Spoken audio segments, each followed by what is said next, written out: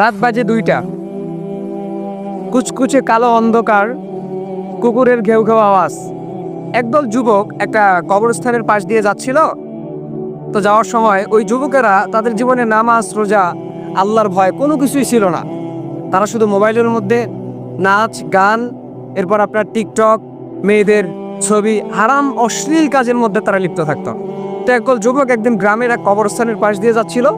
হঠাৎ করে তাদের মাথায় একটা কুবুদ্ধি আসলো আর কি, যে আমরা আজকে কবরস্থানের মধ্যে ঢুকবো, ভিতরে ঢুকবো, দেখি সেখানে কি হয়। তো সবাই মিলে যখন ঢুকলো, কবরস্থানের মধ্যে কিন্তু একটু ভয়ঙ্কর লাগে আর কি, ভয় লাগে আর কি।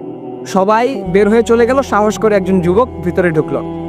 ঢুকে সে যখন কবরস্থানের ঠিক ভিতরে ঢুকে গেল, তখন কে যেন তাকে ডেকে বলল, তুমি কি জানো যে এই কবরের এবং এই মাটির নিচে যারা বাস করে, মাটির নিচে যাদেরকে রাখা হয়েছে তাদের কি অবস্থা? তুমি কি এই বিষয়ে অবগত আছো? তুমি কি জানো?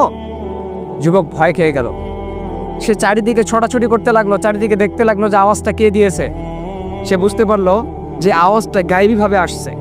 সে যখন বলল যে কে আওয়াজ দিচ্ছে, হঠাৎ করে একটা কবর থেকে সে দেখতে পেল, একটা কবর থেকে একজন লোক উঠলো, যার চেহারা নেই কিন্তু তার চক্ষুগুলো লাল বর্ণের ছিল। সে এসে বলল যে আমি সেই আত্মা, যে আত্মা আমি দুনিয়ার মধ্যে থাকতে অশ্লীল কাজের মধ্যে লিপ্ত ছিলাম, হারামের মধ্যে লিপ্ত ছিলাম, সবসময় হেডফোন কানের মধ্যে দিয়ে ঘুরতাম, গান বাজনা শুনতাম, কনসার্টের মধ্যে যেতাম, আমি নাচ গানের মধ্যে লিপ্ত থাকতাম, মেয়েদের হারাম ছবি নিয়ে পড়ে থাকতাম। আজকে আমার এই অবস্থা, আমাকে আগুনের মধ্যে পড়তে হচ্ছে।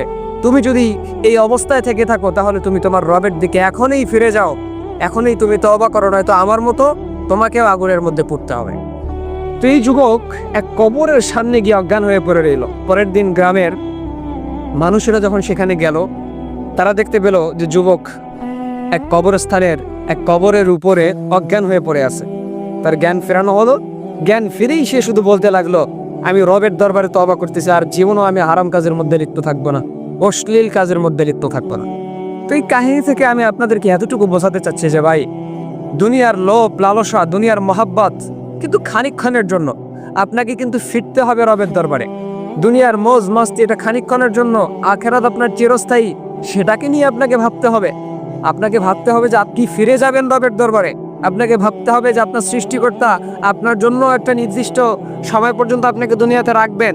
তো জন্য ভাই, এখনো সময় আছে আপনাদের যে রবের দরবারে ফিরে যান, তওবা করেন। দুনিয়ার লোভ লালসা, গান বাজনা, হারামের মধ্যে লিপ্ত থাকা, অশ্লীল কাজের মধ্যে লিপ্ত থাকা, মেয়েদের ছবি নিয়ে পড়ে থাকা, এগুলো থেকে আপনি নিজেকে হেফাজত করেন। সুদ, ঘুষ, জেনা, ব্যভিচার, এগুলো থেকে আপনি বের হয়ে আসেন, রবের দরবারে ফিরে যান।